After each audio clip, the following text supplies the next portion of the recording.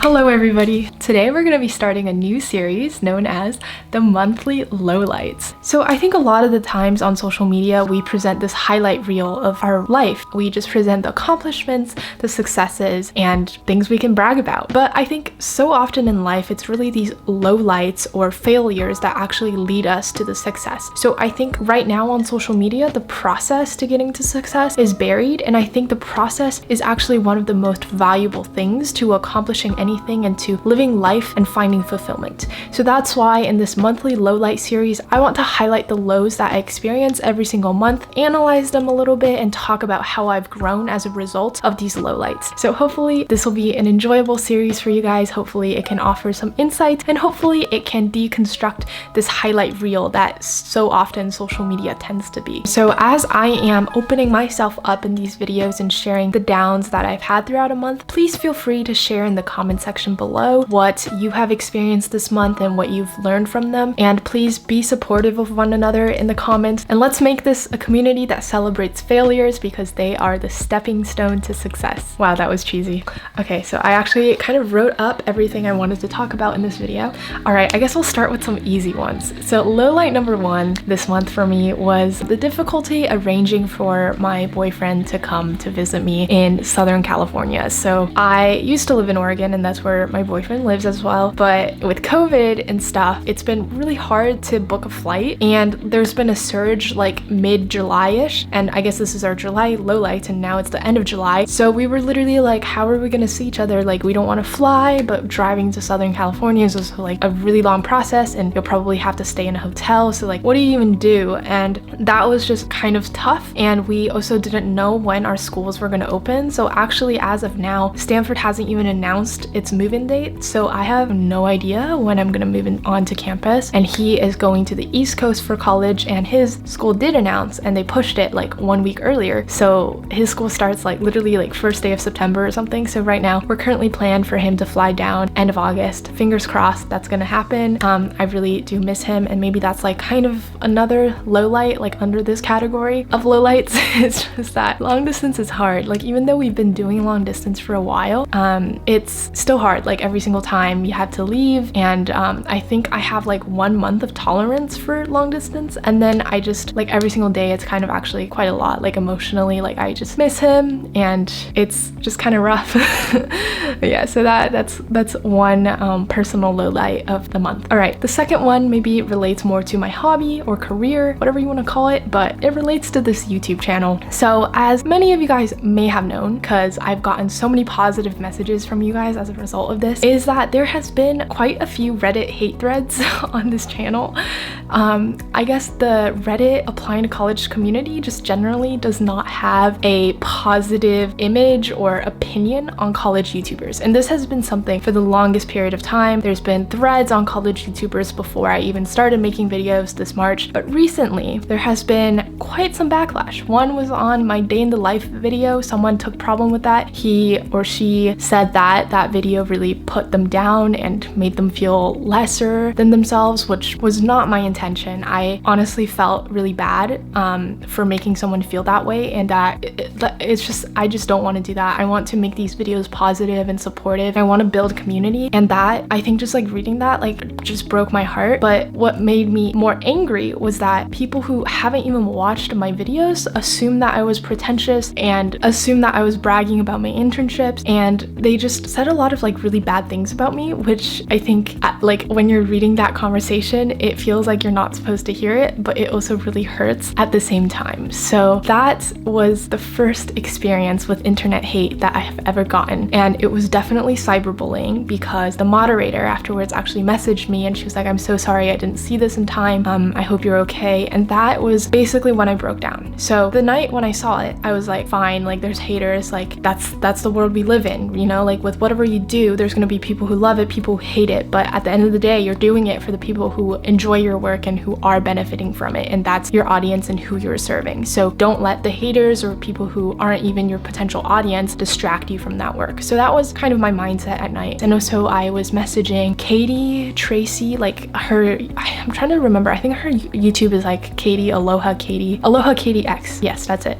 And I was messaging her, and she is the sweetest person in the world, and she was just so supportive. supportive throughout that process, and we called, and I think just at night I felt really supported. But then in the morning, it was nighttime for Katie, and I also got that message from the moderator, and I don't know, I just like cried. Like, I was supposed to be working at my internship, and I saw that message from the moderator, and I just like, I cried for like a solid 30 minutes. But then after I cried, I felt a lot better, and I think now that it's more distant, it's been like a few weeks, I feel a lot stronger in my self-worth. As my mom said, no one kicks a dead dog, and I didn't know what that meant. You can call me stupid, whatever you want, but I had no idea what that meant. And for anyone else who doesn't know, it's basically that like no one will hurt or call out anybody who isn't doing something great. Actually, that is a really bad definition. Let me look it up. No one will kick a dead dog. Okay, what is the official definition? Oh, it's from Dale Carnegie, and it's, quote, remember that no one ever kicks a dead dog. And it means no one would seek vengeance or be jealous of anybody and pull them down because they are dead or they don't have anything anymore. But people will try to drag you down if you are successful, if you have something to be jealous of, essentially. And I think with the growth of this channel, even though we are still small, but when I first started experiencing those hate comments is when we like got kind of bigger for the first time. So yeah, so that's kind of what happened. I don't know if I'm explaining this really well right now, but that is what happened. But to everybody who is here and who is so supportive in every video, you guys are honestly so great, and I just want to thank you guys for being here and being supportive when times are hard. I know after that Reddit hate thread, I sent out a newsletter on my thoughts about facing hate on the internet, and I got just so many positive comments from you guys, and that I think was one of the biggest reasons why I was able to bounce back so fast and continue creating content. All right, and then there were some other hate threads on me like a couple days ago actually, and I think apparently there were like 4 threads on me in a single day in that subreddit. That subreddit, I have strong opinions on it, I think.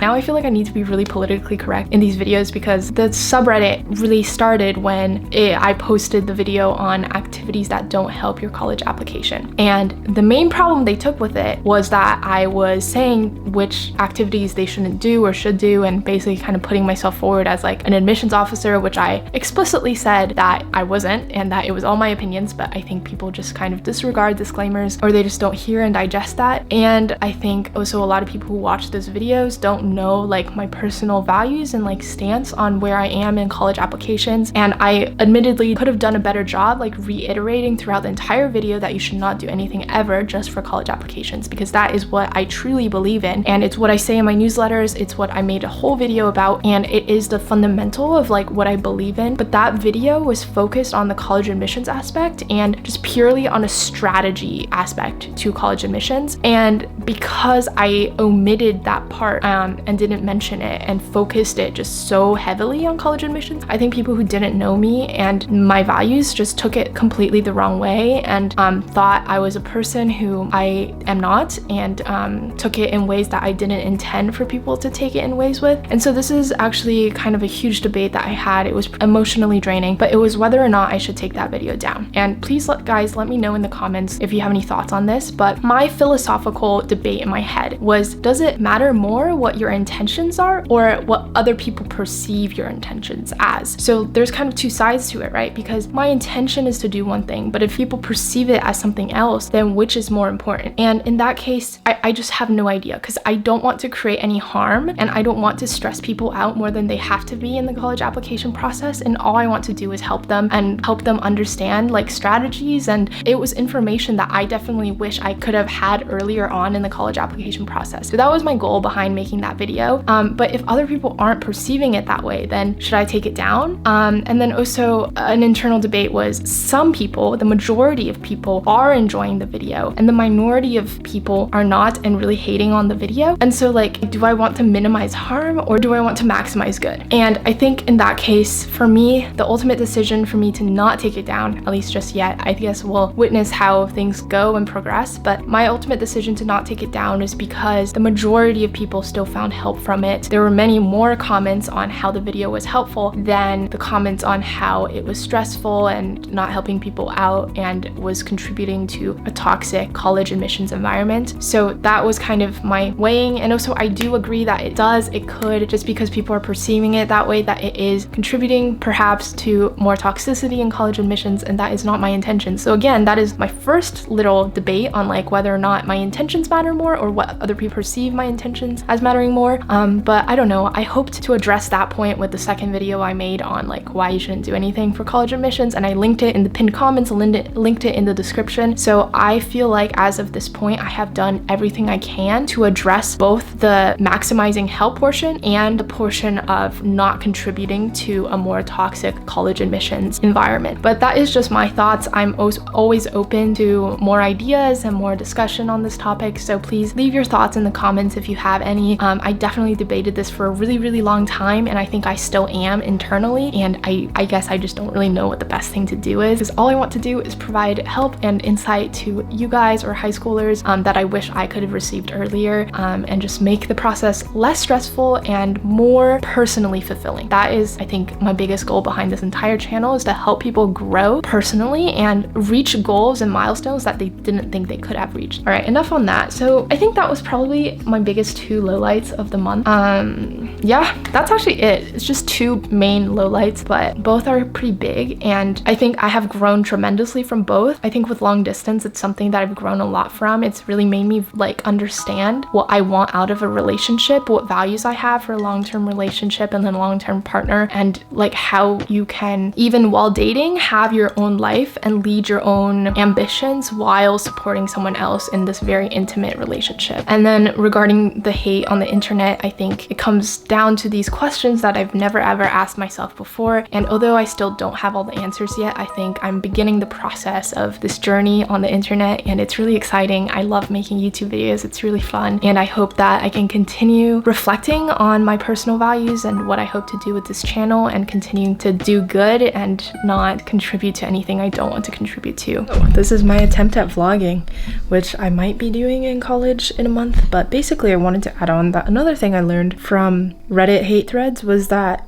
you know, the internet is a really hard place to be on just because it's a one-way dialogue. So like I can say something to you guys right now, but if you disagree with this, I can't respond. And if I do respond in the comments or something, not everybody's gonna be able to see it. And so I have to like make what I say in this video like really count. Whereas like in real life, if you say something and someone disagrees, you can actually come to an agreement somehow, because turns out you can have a fruitful discussion and actually realize that you guys have more similarities than differences. And I think that's just something that's missing on the internet, just because like you can say one thing and then it just gets like taken the wrong way, and people disagree with you in a way that you actually agree with. So for example, with that video, they disagreed with me on that you shouldn't do anything for college. However, I never explicitly said that you should do anything for college, and I do agree with the idea that you shouldn't do anything for college. So that's just my 2 cents, that like on the internet, it's a one-way dialogue, and therefore it's hard to be completely understood, and it's easy to become misunderstood. Oh geez, why is this so close to my face? Sorry guys, I did not realize how incredibly close this was to my face, and I think vlogging in college is gonna be quite difficult.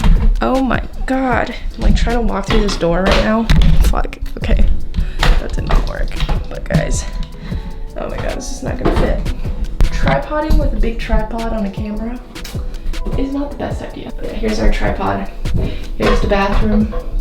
And I suck at vlogging. I suck at vlogging.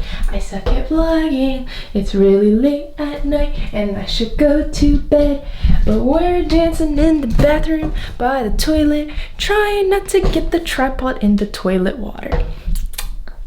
So that is my lowlights for the month. I hope you guys found something insightful. Please let me know in the comments, and it'd be great if we can just all share and become more vulnerable on the internet or just in our personal relationships if that feels more comfortable. But I really believe that there is power to vulnerability and power to human connection. So with that, I'll see you guys next time. Bye.